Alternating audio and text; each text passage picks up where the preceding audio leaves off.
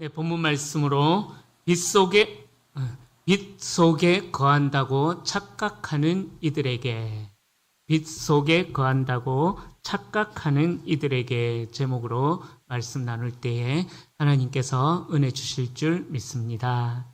오늘 제목이 살짝 도전적이죠? 공격적인 어찌 보면 좀 공격적인 제목인데 기도의 밤에 나오신 우리 성도님들은 충분히 장성한 분량의 말씀을 또 소화하실 수가 있기에 오늘 제가 제목을 조금 공격적이라는 표현보다 도전적인 그러한 제목으로 한번 좀 정해봤습니다. 하나님께서 오늘 이 시간 이 요한 사도의 말씀을 통하여서 우리의 심령이 정말 하나님께서 기뻐하시는 하나님의 사람으로 또 살아가도록 도전의 은혜도 함께 해 주실 줄로 믿습니다. 자, 오늘날 우리가 살아가는 이 세상은 참 말과 정보가 넘쳐나는 세상입니다. 그런데 말과 정보가 넘쳐나는 세상이지만 역설적이게도 우리가 하고 있는 이 많은 말들이 오히려 신뢰를 받지 못하고 또 바닥으로 추락하는 그 말의 권위가 추락하는 시대를 살아가고 있습니다. 정치인들이 내거는 무수한 공약들, 그죠? 국회의원이든 시의원이든 도의원이든 되기 전에는 정말 세상 모든 것을 하늘의 별을 따다가 하늘의 별과 달을 따다가 국민들에게 바칠 것을 그 정도로 맹세하지만 막상 되고 나면 어떻습니까? 공약은 공약일 뿐. 그렇게 변해버리지 않습니까? 그러다 보니까는 정치인들의 어떤 그 무수한 공약도 그냥 신뢰를 받기가 힘든 그런 시대가 되었죠.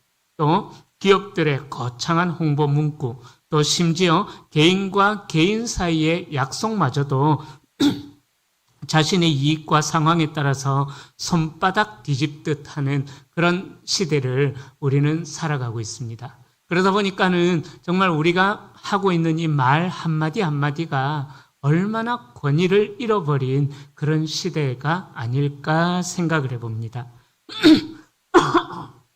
죄송합니다. 자, 그런데요, 이러한 현상은 교회 안에서도 예외가 아니라는 거죠. 세상은 요즘 우리가 살아가고 있는 이 세상은 교회가 들려주는 기독교 복음이나 교리에는 별로 관심이 없어요. 우리 기독교인들은 정말 교리를 중요시하고 복음을 중요시하게 여기지만은요, 그것을 믿고 나의 신앙 고백으로 하고 살아가고 있지만 세상 사람들은 어떨까요?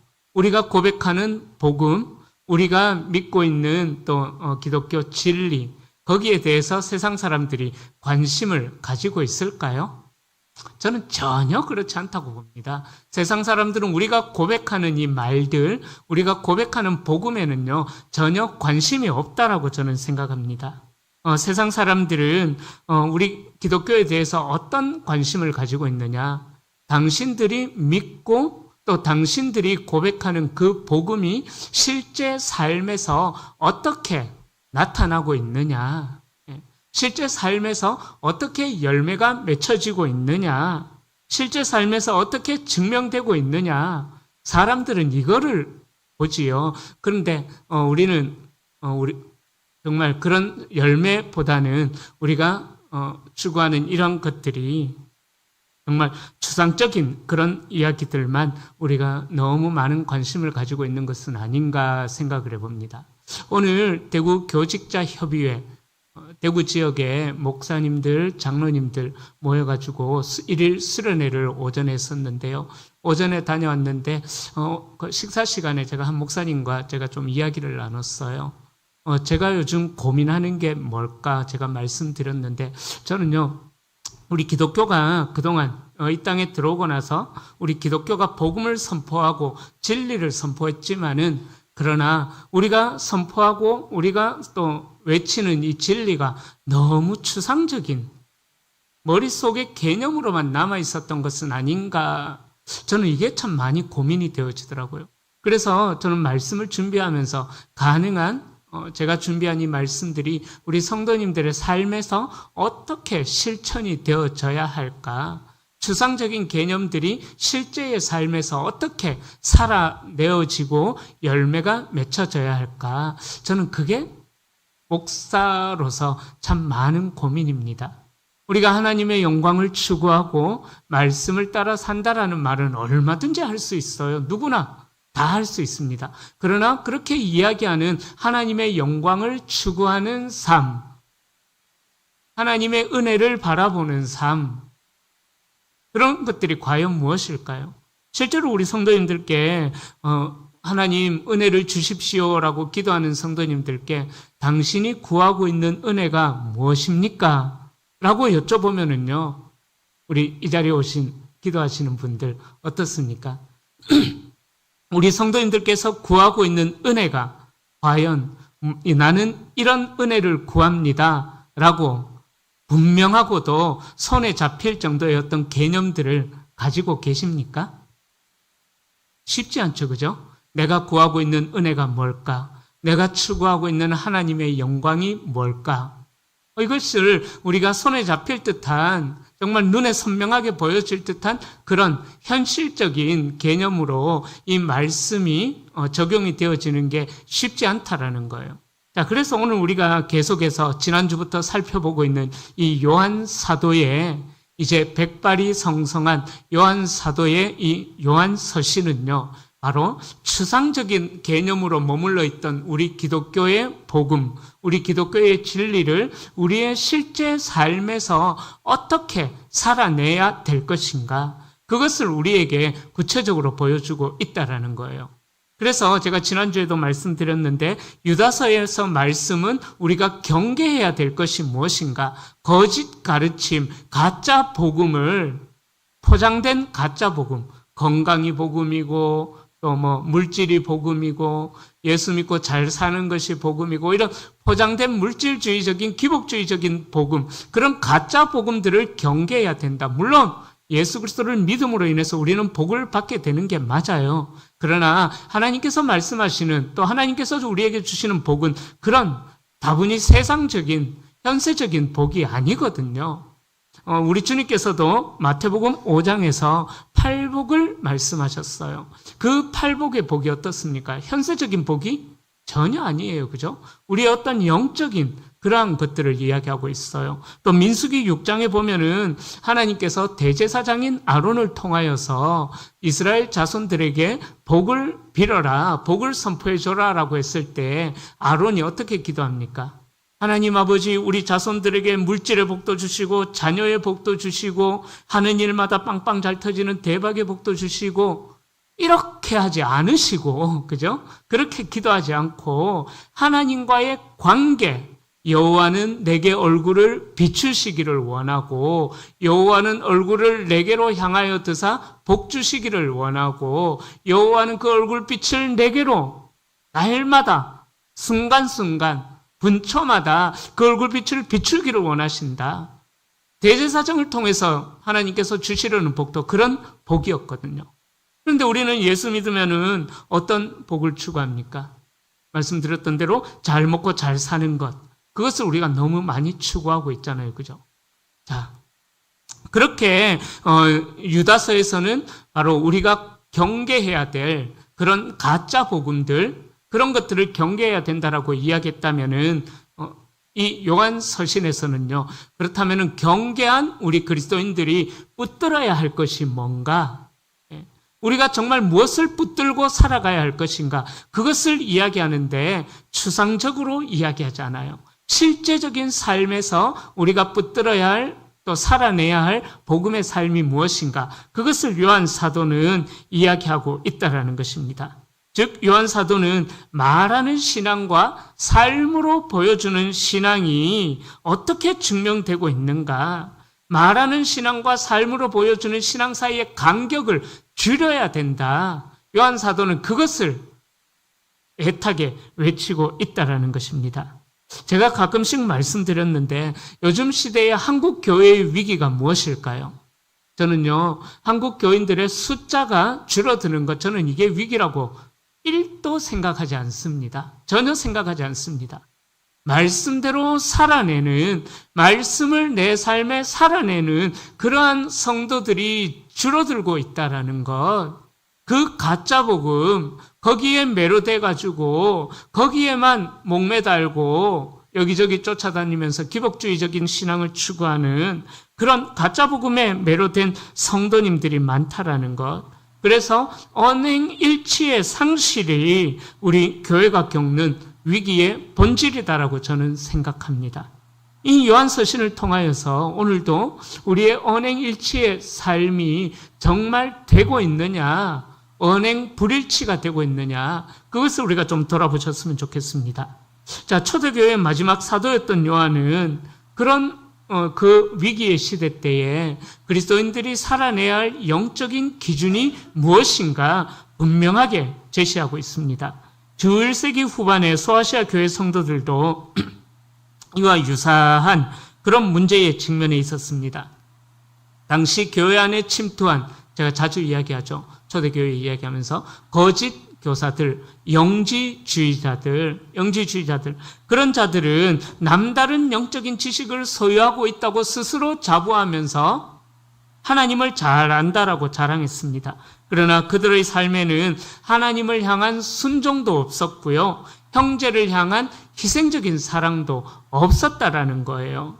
입으로는 하나님을 잘 안다, 내가 율법을 잘 안다, 입술로는 계속해서 하나님을 그렇게 찬양하는 삶을 살았지만 실제 삶에서는 전혀 하나님을 믿는 백성다운 열매가 맺혀지지 않는 그런 삶을 초대교회 영지주의자들이 살았다라는 거예요.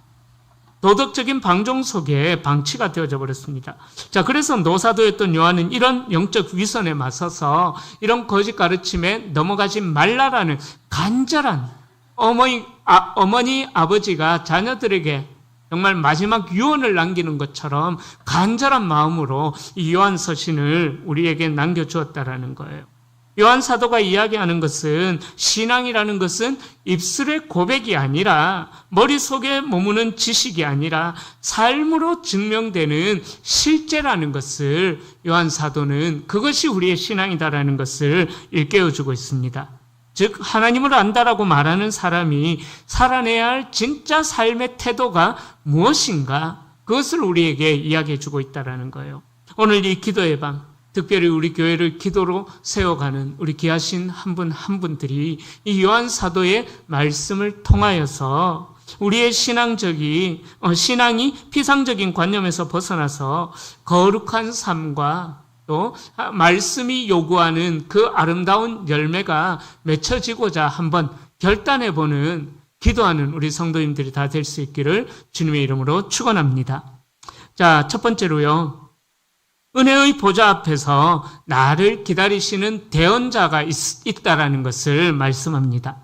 자, 사도 요한은 성도들을 향해서 1절에서 나의 자녀들아 라고 따뜻하고 친밀한 호칭을 사용하면서 이 요한 서신의 기록 목적을 밝히고 있어요. 편지의 기록 목적은 성도들로 하여금 죄를 범하지 않게 하려 함이다 라고 1절에서 말씀합니다. 자, 앞서 1장에서 지난주에 살펴봤던 1장에서 어떻게 이야기했습니까? 죄를 자백할 때 주시는 사죄의 은혜를 요한 사도는 선포했지만 그러나 영지주의자들이나 도덕 폐기론자들은 이 사죄의 은혜를 악용한 거예요. 어떻게 악용하냐 하면은 어차피 용서받을 거니까 마음대로 죄를 지어도 된다. 그죠? 우리 그런 생각 가지고 있지 않나요? 하나님 앞에서. 죄를 지어도 회개하면은 용서해 주시니까 한번 이런 죄도 경험해보고, 저런 죄도 한번 경험해보고, 그런 생각들을 한번 해보신 적이 없으십니까? 저는 제가 목사가 아니었다면, 그냥, 집사였고, 또 장로였고, 평신도였다면요, 저는 한번 그래 봤을 것 같아요. 제가 앞에서 말씀을 선포하니까 그 거룩한 부담감에 사로잡혀서 제가 그렇게 못 살지. 물론 우리 성도님들의 삶을 전혀 무시하는 것 절대로 아닙니다. 제가 그렇다라는 거예요. 어디까지나. 제가 목사가 아니었다면 하나님 어차피 용서해 주실 거니까 저 이런 것도 한번 해보고 싶어요. 저런 것도 한번 해보고 싶어요. 저는 한번 그렇게 해봤었을 것 같아요. 어찌 보면 하나님께서 내게 주신 자유를 방종하는 삶을 저는 한 번쯤은 경험해보지 않았을까 생각을 해봅니다. 그래서 요한은 이런 거짓 영지주의자들, 어차피 용서받을 거니까 마음대로 죄를 지어도 된다라는 이 거짓 가르침을 하는 자들을 단호하게 경계해야 된다라고 이야기하죠. 자, 우리는 하나님을 사랑의 하나님이다라고 이야기합니다. 그런데요, 이 말은 하나님의 은혜가 죄를 결코 허용한다라는 그런 면죄부가 아닙니다. 복음이라는 것은요, 은혜를 진정으로 경험한 영혼은 당연히 죄를 미워하고 거룩을 갈망하기 때문인 거예요. 그러나 동시에 요한은 인간의 연약함을 잘 알고 있었습니다. 거룩을 지향하지만 타락한 본성으로 인해 때로는 넘어질 수밖에 없는 우리를 향하여서 정말 애타는 소망을 우리에게, 또 간절한 소망을 우리에게 이야기해 주고 있습니다. 만일 누가 죄를 범하여도 아버지 앞에서 우리에게 대언자가 있으니 곧 의로우신 예수 그리스도시라. 자, 이 말씀 우리가 잘 적용해야 돼요. 조금 전에 말씀드렸던 것처럼 이 말씀이 우리에게 대언자가 있으니까, 우리의 죄를 대신해서 하나님 앞에 아뢰어 줄 그 대언자가 있으니까 우리가 죄를 지어도 된다, 면죄부를 이야기하는 말씀이 아니라는 것 꼭 기억하셔야만 합니다. 자, 여기서 대언자로 번역된 헬라어는요, 파라클레토스라는 단어를 사용해요. 자, 이 단어는 요한복음에서 성령 하나님을 가리킬 때 보혜사로 이야기했던 그 단어가 바로 파라클레토스, 오늘 본문에 나오는 동일한 단어입니다. 자, 이 단어는 법정적인 의미로 조력자, 변호인을 의미하는 거예요. 고대 로마 법정에서 피고인이 스스로를 변호할 능력이 없을 때 그 피고인을 곁에 서서 사정을 변호해주고 법적 책임을 최선을 다해서 면책시켜주는 그 유력한 변호사가, 또 보호자가, 조력자가 바로 파라클레토스라는 대언자의 의미인 것입니다. 자, 칼바르트는 승천하신 예수님의 중보 사역을 설명하면서 이 대언자를 두고 이렇게 이야기해요. 하늘 법정에 계신 예수님은 가만히 계시는 분이 아니라 오늘도 피 흘린 상처를 가진 손으로 아버지 앞에서 나를 위해 끊임없이 변호하시는 실제적인 대언자라고 칼바르트는 강조했습니다. 그러니까 이게 무슨 말이냐면은 사탄은 지금도 우리의 연약한 약점, 죄의 본성을 들추어내면서 우리를 정죄합니다. 그러나 우리의 대언자 대신, 우리의 영적인 변호사가 되신 예수 그리스도께서는 우리의 죄를 부정하거나 절대로 변명하지 않으신다라는 거예요. 대신 십자가에서 찍히신 당신의 손과 발, 또 옆구리의 자국을 하나님께 보이시면서 우리를 위해 대언해 주시는, 변호해 주시는 분이라는 거죠. 아버지요, 이 사람의 죄값을 내가 대신 졌습니다. 나의 피로 이 사람의 죄값을 완불했습니다. 우리 주님이 그렇게 우리의 죄값을 대언해 주신다라고 오늘 본문은 이야기하고 있는 거예요. 더 나아가서 2절에서는 예수님은 우리 죄를 위한 화목제물이 되셨다라고 말씀하죠. 화목제물에 해당하는 헬라어 역시 힐라스모스라는 이 단어는요, 하나님의 거룩한 진노를 달래고 또 죄로 인해 파괴된 하나님과의 관계를 온전한 관계로 회복시키시는 제물이다. 그런 의미가 바로 화목제물의 의미인 것입니다. 이 화목제물은 우리 죄만을 위한 것이 아니라 온 세상 죄를 위한 것이다라고 오늘 본문에서 말씀하죠. 여러분들, 신앙생활 중 우리는 넘어져서 죄책감의 수렁에 빠질 때도 있어요. 그때 우리는 기억하셔야만 합니다. 하늘 보좌 앞에는 나를 위해 피를 흘리신 의로우신 대언자가 되신다라는 것. 즉 예수 그리스도의 보혈이 완전한 화목제물이 되셨기에 그 피 묻은 대언자의 은혜를 의지하여서 우리가 다시 하나님 앞으로 은혜의 보좌 앞으로 담대하게 나아갈 수 있는 용기를, 믿음의 용기를 얻게 되었다라는 것입니다.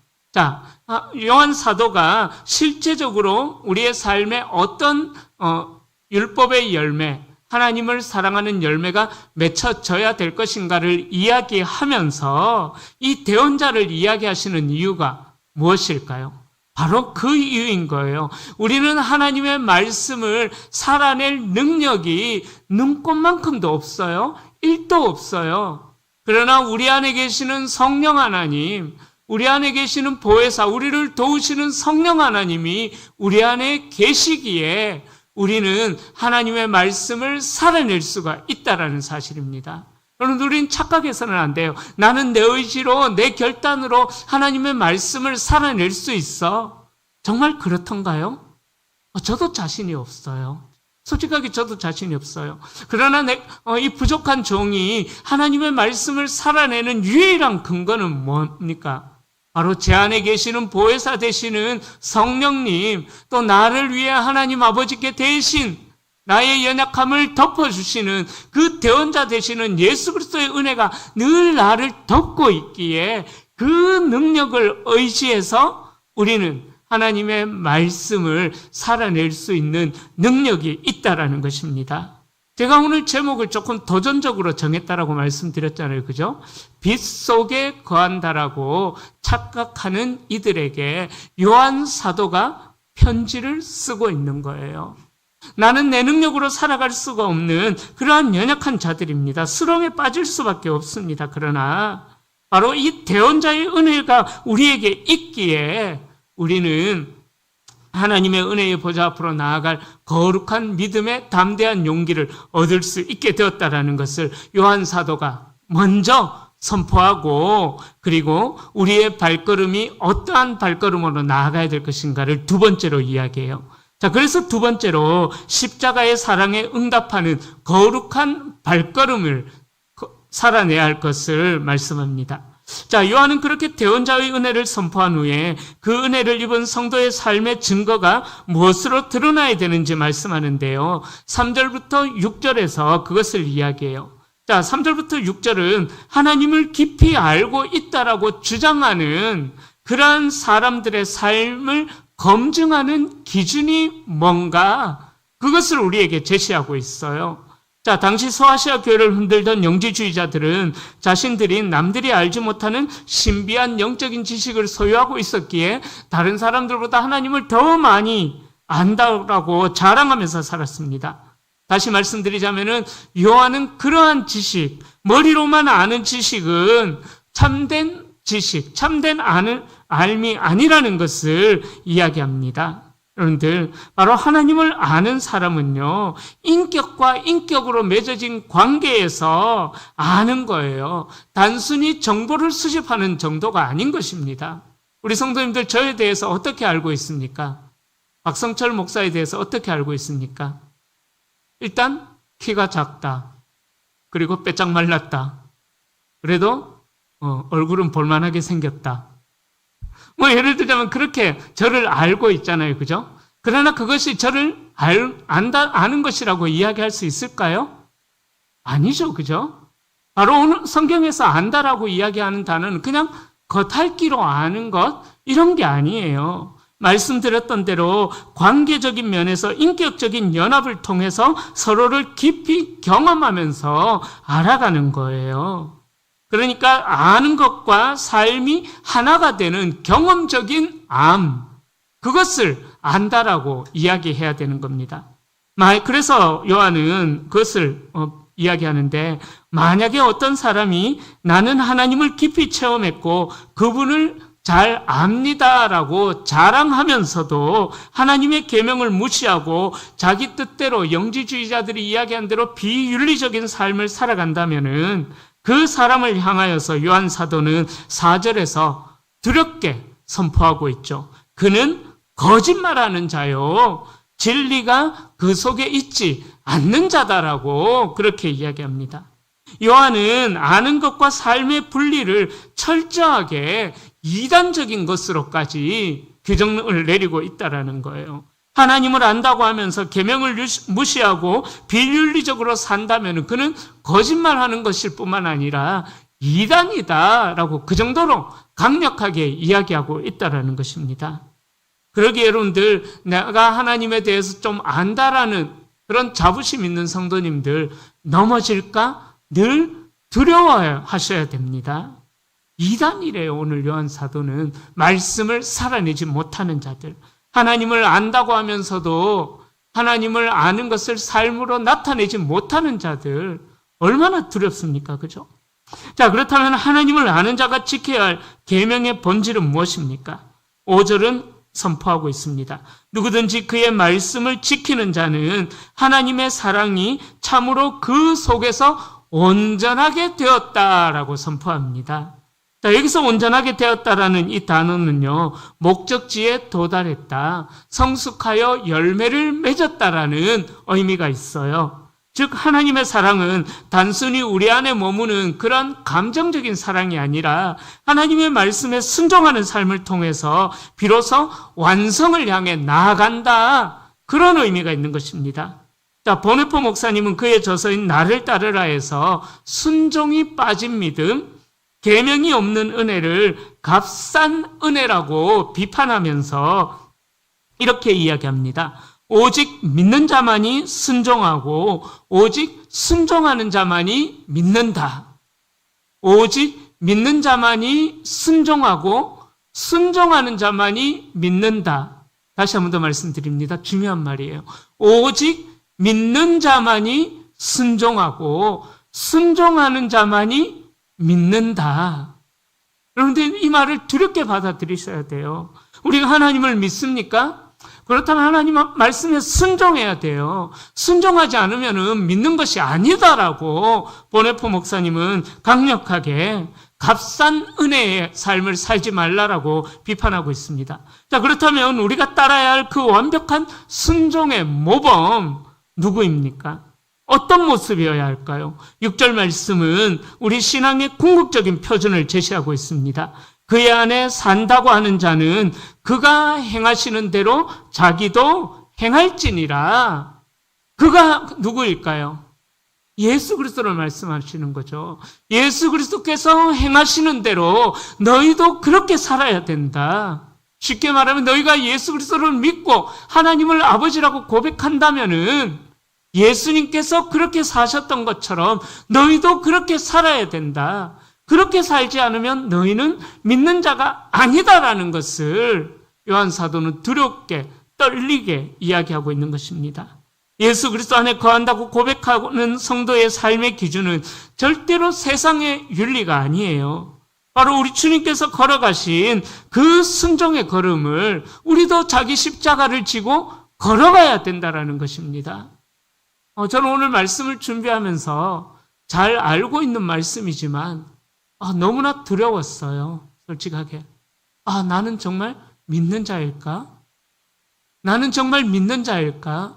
목사로서 그럴듯하게 말도 하고 번지르르하게 포장도 하면서 실제로 내 삶은 정말 믿는 자다운 삶을 살아가고 있는 것일까? 총신대학원에 가면은요, 그 입구에 비석에 그런 문구가 있어요. 먼저 신자가 되라. 신자가 되라. 정말 믿는 자가 된다라는 것, 이거 그냥 입술에 고백만 하는 것 믿는 자가 절대로 아니에요. 오늘 조금 도전적으로 제가 여러분들께 말씀드리는데요. 그냥 입술에 고백만 하는 자들 절대로 믿는 자가 아닙니다. 두렵고 떨림으로 우리는 이 말씀을 받아야 합니다.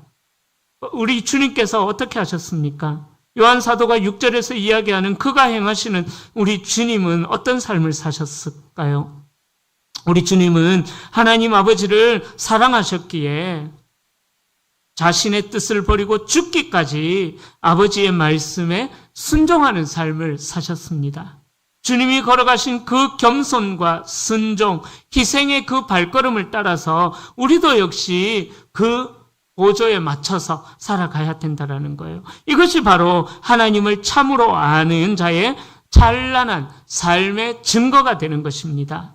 오늘 이 밤에 우리의 입술의 고백이 거룩한 순종의 삶으로 이어져서 하나님의 사랑을 온전히 완성해가는 은혜가 저와 여러분들에게 있기를 주님의 이름으로 정말 간절히 축원합니다. 자, 그렇다면 우리 주님께서 보여주신 삶은 어떤 삶일까요? 요한 사도는 세 번째로 그것을 이야기합니다. 형제의 눈물을 닦아주는 십자가의 참빛을 우리 그리스도인들이 나타내야 된다는 것을 이야기해요. 자, 요한은 이제 하나님을 아는 지식 그리고 계명의 순종이라는 구체적인 내용을 하나의 기준으로 집중시켜서 우리에게 이야기해 주고 있습니다. 7절에서 자신이 전하는 메시지가 어떤 메시지냐? 너희가 옛날부터 알고 있는 계명이래요. 너희가 처음부터 가진 옛 계명이다라고 7절에서 말씀합니다. 즉 요한 사도가 이야기하는 이 계명은, 이 말씀은 갑자기 뿅 하고 만들어낸 새로운 계명이 아니라는 거예요. 구약 시대 때부터 많은 선지자들로부터 들려진 말씀이다라는 거예요. 구약의 레위기 19장 18절에서도요. 내 이웃 사랑하기를 내 자신과 같이 사랑하라라고 이미 명시되어 있기에 이 사랑의 계명은 신앙의 출발점부터 성도들이 들어왔던 익숙한 계명이다라는 것입니다. 자, 그러나 곧이어 8절에서 요한은 이 계명을 새 계명이다라고 부릅니다. 방금 전까지만 해도 너희가 익히 알고 있는 옛 계명이라고 이야기해 놓고는 8절에 와서는 새 계명이다라고 부릅니다. 옛 계명이 어떻게 새 계명이 될 수가 있었을까요? 그 이유는 구약의 이웃 사랑이 나 자신을 사랑하는 정도. 다시 말씀드립니다. 구약의 사랑이라는 그 계명이 나 자신을 사랑하는 정도를 기준으로 삼았다면 예수님의 오심으로 인해서 사랑의 기준이 완전히 새로워졌다는 사실입니다. 바로 내가 너희를 사랑한 것 같이 너희도 사랑하라라고 주님이 말씀하셨지 않습니까? 우리 주님이 우리를 어떻게 사랑하셨습니까? 바로 십자가의 희생적인 사랑으로 주님이 우리를 사랑하셨잖아요. 그처럼 우리도 그 죽음으로 내가 죽어질지라도, 내가 희생하고 포기되어지고 내가 정말 무시당할지라도 예수님께서 나를 사랑하신 것처럼 우리도 서로 사랑의 열매를 맺어가야 된다. 그것이 요한 사도가 이야기하는 하나님을 아는 지식과 두 번째로 순종, 계명 순종이라는 그것이 사랑으로 나타나야 된다라는 것을 현실적으로 그렇게 열매가 맺혀져야 된다라는 것을 요한 사도가 강조하고 있는 것입니다. 그러니까 그냥 나 자신 정도만 사랑하는 그 계명이 구약에서는 어땠습니까? 누가 네 뒤통수를 때리면 너도 뒤통수를 때려라. 누가 네 오른 눈을 빼면 너도 그 사람의 오른 눈을 빼라. 그런 동해복수법을 구약에서는 이야기했지 않습니까? 그러니까 그 근거의 기준은 뭐냐면 나 자신을 사랑하라는 거예요. 그러나 우리 주님께서 이 땅에 오심으로 그 사랑의 기준은 상향, 업그레이드가 되었다라는 것입니다. 죄인을 위해서 목숨을 내어주신 예수님의 희생적인 사랑이 기준이 되었기에 그래서 이 계명은 한 번도 경험해보지 못한 새로운 계명이다라고 요한 사도가 이야기하고 있는 것입니다. 그래서 요한은 8절에서 어둠이 지나가고 참 빛이 벌써 비추었기에 빛의 시대에 들어선 성도는 마땅히 그 빛에 어울리는 새 계명, 십자가의 사랑을 실천하며 살아야 된다라고 강조하고 있는 것입니다. 자, 그렇다면 성도님들, 지금 우리는 주님이 비추시는 이 빛의 시대 속에서 살아가는 사람답게 서로 사랑하며 빛 가운데 거하고 있을까요? 아니면 여전히 미움이라는 어둠 속에 머물러 있지는 않으십니까? 사도 요한은 그 질문을 던지면서 9절부터 11절을 통해서 빛과 어두운 가운데 있는 자를 극명하게 대조하면서 보여주고 있습니다. 자, 말씀드렸던 대로 영지주의자들은 자기들이 하나님을 아는 지식이 많았기에 참 빛 속에 거한다라고 스스로 자랑을 하면서 살았습니다. 그러나 그들은 그렇게 참 빛 속에 거한다라고 자랑했지만 교회 안에 있는 가난하고 연약한 이웃들, 형제들을 돌봐주는 것이 아니라 업신여기고 미워했다라는 것입니다. 그래서 요한은 그들을 향해서 9절에서 너희가 아무리 빛을 외쳐도 형제를 미워한다면 너희는 여전히 눈이 먼 채 짙은 어둠 속을 헤매이고 있을 뿐이다라고 이야기하는 거예요. 자, 요한 서신이 조금 어려운 서신인데요. 제가 최대한 쉽게 이해되기 쉽게 말씀드리려고 애를 쓰고 있는데 잘 이해되시죠? 잘 따라오고 계시죠? 어렵지 않으시죠? 자, 그러니까는요, 바로 요한 사도는 그렇게 빛된 자들이라면은 하나님의 은혜로 십자가의 사랑으로 말미암아 우리가 예수 그리스도의 빛 안에 거하는 자들이 되었다면은, 그러나 우리는 그 빛에 거하는 자들이라면은 빛을 외치는 그런 입술에 고백만 하는 것이 아니라 형제를 사랑하는 그 사랑으로 우리의 삶의 방향이 나아가야 된다는 것을 이야기하고 있습니다. 여러분들, 형제를 미워하는 미움은 바로 요한 사도가 이야기한 대로 영적인 소경이 된 상태인 것입니다. 미움이라는 어둠이 눈을 가려버리면은요, 자신이 어디로 가는지조차 깨닫지 못한다라는 거죠. 그래서 미움이라는 것은 나 자신도 망가뜨리고 하나님과의 그 사귐, 1장에서 이야기했던 그 코이노니아의 복음이, 하나님과의 교제의 복음이 무너지는 그런 관계로까지 나아가게 만들어버린다라는 것입니다. 헬리나우에는 그에 져서 상처 입은 치유자에서 이렇게 이야기해요. 사랑한다라는 것은 타인의 상처 속으로 들어가는 용기이면서 내 안의 이기심을 십자가에 못 박는 거룩한 연약함의 선택이다. 내 안의 이기심을 십자가에 못 박는, 그래서 연약해지는 것을 선택하는 것이 사랑하는 것이다라고 그렇게 이야기하고 있습니다. 즉 성경이 말하는 형제 사랑은 감정적으로 잘해주는 것이 아니라 나와 성향이 다르고 상처를 준 형제를 향해서 십자가의 보혈을 의지하여 서로 용서하고 품어주고 나아가는 그 거룩한 실천이 우리에게 있어야 한다는 것을 요한 사도는 이야기하고 있습니다. 그러기에 참된 사랑이라는 것은 말과 혀로만 이야기하는 감정놀이가 절대로 아닙니다. 사랑한다라는 것은요, 내 시간이 투자되어져야 되고요, 내 물질이 투자되어져야 되고요, 또 내 자존심과 내 고집이 내려져야 되는 것입니다. 그래야지만 형제의 아픔을 품어줄 수 있다라는 것입니다. 이 참된 사랑의 실천이 무엇인지를 잘 보여주는 유명한 일화가 있습니다. 1930년대 미국의 대공황 시절에 뉴욕의 한 법원에 빵 한 덩이를 훔친 혐의로 한 가난한 할머니가 법정에 서게 되었어요. 당시 재판을 맡은 판사는 피오렐로 라과디아라는 판사였습니다. 그 판사가 할머니에게 물어봅니다. 왜 빵을 훔쳤습니까? 라고 물어보니까 할머니는 눈물을 흘리면서 이렇게 대답합니다. 사위는 집을 나갔고 딸은 병들어 누워 있습니다. 그래서 어린 손주들이 며칠째 아무것도 먹지 못해 굶어 죽어가고 있습니다. 그렇게 이야기를 하니까 법정 안에 있던 많은 사람은 할머니의 딱한 사정을 들으면서 정말 안 됐다라고 불쌍히 여기고 동정하기까지는 했습니다. 그런데 그런 상황 속에서도 빵집 주인은요, 법대로 처벌해 주십시오라고 엄벌을 요구했습니다. 자, 그러자 라가디아 판사는 판결을 이렇게 내립니다. 당신의 사정은 딱하지만 죄는 죄이므로 당신에게 10달러의 벌금형을 내립니다. 라고.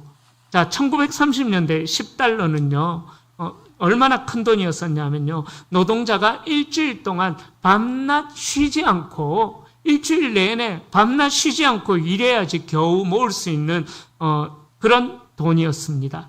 또 그 당시 10달러는 한 가족이 보름을 넘게 버틸 수 있는 생활비가 되는 거금이 1930년대 10달러 정도였다고 합니다.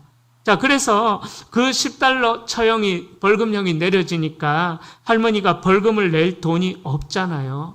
그래서 절망하던 그 순간 라가디아 판사는 자기 지갑에서 10달러를 꺼내서 모자에 넣으면서 이렇게 이야기합니다.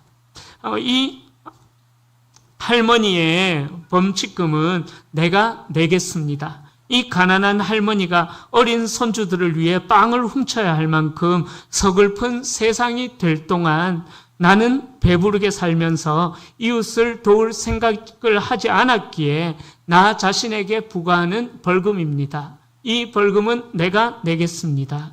그리고 이렇게 가난하고 어려운 이웃을 방치한 여러분들도 죄인입니다. 그래서 여러분 모두에게도 50센트씩 벌금을 부과합니다. 그 법정에 나왔던 모든 사람들에게 벌금을 부과했어요.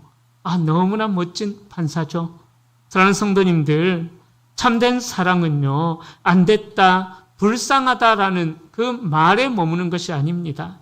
자, 그 라가디아 판사는 그렇게 자신의 돈으로 벌금을 냈고 법정에 있던 모든 사람들에게서 거두어 들인 그 모금액을 할머니의 손에 꼭 쥐어주어서 돌려보냈다라는 거예요. 여러분들, 법정에 있던 사람은 어땠습니까? 안 됐다, 불쌍하다라고 그쳤지만, 그러나 이 라가디아 판사는 그 이웃의 아픔을 대신 짊어주는 희생적인 사랑이 그에게 있었다라는 거예요. 법정에 있던 사람들은 말로만 안타까워했지만 판사는 자신의 주머니를 열어서 사랑을 증명했다라는 것입니다. 오늘 주님이 이 요한 사도를 통하여서 우리에게 물으시는 이 질문이 저와 여러분들에게 다가올 수 있기를, 여러분들의 마음문을 두드릴 수 있기를 소망합니다. 저는 목사이기에 죄송하지만 저는 목사이기에 우리 성도님들로부터 이런저런 또 도움도 많이 받고 살아갑니다. 그래서 저희 가정은요,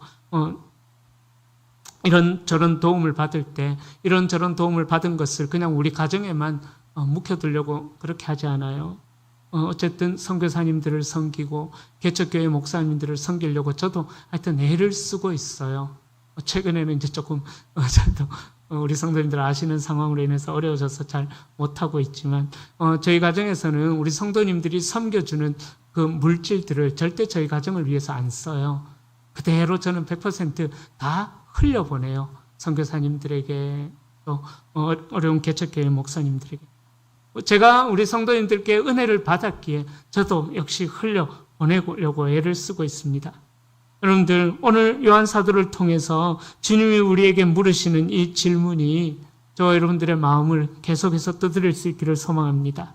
너희는 말로만 빛 가운데 있다고 하면서 정작 이웃의 줄이고 아픈 눈물을 외면하고 있지 않느냐.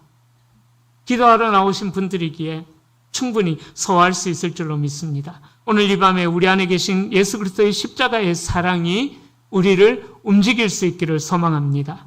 우리가 말과 혀로만 사랑하는 어둠의 삶을 벗어버리고 상처받은 형제와 가난한 이웃을 향해 손을 내밀고 내 삶을 나누는 참 빛의 자녀들이 되시기를 주님의 이름으로 간절히 축원합니다. 제가 알고 있기로 우리 성도님들 정말 많은 나눔을 하면서 살아가는 분들이 많이 있는 걸로 알고 있습니다. 정말 감사합니다. 혹시나 아직 나만을 위해서 살아가고 있는 성도님들이 있다면 한 번쯤은 내게 주신 하나님의 은혜를 사랑으로 나눌 수 있는 그런 삶을, 그래서 예수 그리스도의 십자가의 사랑이 우리의 심령에 가득 채워지는 그런 은혜가 있는 저와 여러분들이 될 수 있기를 주님의 이름으로 축원합니다. 이제 말씀을 정리합니다. 자, 오늘 말씀은 하나님을 아는 진리가 과연 우리의 삶에서 어떻게 증명되어져야 하는가를 선명하게 보여주고 있습니다. 우리가 때로 연약하여 죄 가운데 넘어질지라도 낙심하여 좌절할 필요가 없는 이유는 하나님의 보좌 앞에 의로우신 대언자 되신 예수 그리스도께서 우리의 대언자가 되어 주시기 때문인 것입니다. 그분은 지금도 저와 여러분들을 변호하시면서 우리가 다시 일어설 수 있는 은혜를 우리에게 공급하여 주십니다. 그 엄청난 사랑과 사죄의 은혜를 입은 우리가 걸어가야 할 삶의 길이 어떤 길일까요? 그것은 세상의 거짓된 자랑을 버리고 주님의 계명의 기쁨으로 순종하여서 주님이 나를 사랑하시는 것처럼 우리도 형제와 이웃을 온몸으로 사랑하는 거예요. 입술로는 빛을 말하면서 여전히 미워하는 마음들, 입술로는 빛의 자녀다라고 이야기하면서 여전히 시기하는 마음들, 입술로는 하나님의 자녀라고 이야기하면서 여전히 분열이라는 어둠 속을 헤매는 이 처참한 신앙에서 이제는 우리가 벗어날 수 있기를 소망합니다. 그래서 내 힘으로는 도저히 사랑할 수 없는 그 형제를 품을 수 있는 십자가의 은혜를 구하며 나아갈 수 있는 저와 여러분들이 될 수 있기를 축복합니다. 그래서 우리가 예수 그리스도의 십자가 사랑을 품고 형제를 향해 손을 내밀 때 우리를 가두고 있었던 영적인 어두움은 완벽하게 물러갈 것입니다. 그리고 우리의 삶의 실제적인 현장에 하나님의 영광의 빛이 찬란하게 빛이 나게 될 것입니다. 그래서 하나님의 계명을 지키는 거룩한 순종과 희생적인 형제 사랑의 결단이 일어나서 정말 우리가 말로만 계명을 살아내는 것이 아니라 실제 삶에서 빛의 자녀답게 승리하며 살아가는 저와 여러분들이 다 되시기를 우리 주님의 이름으로 간절히 축원합니다.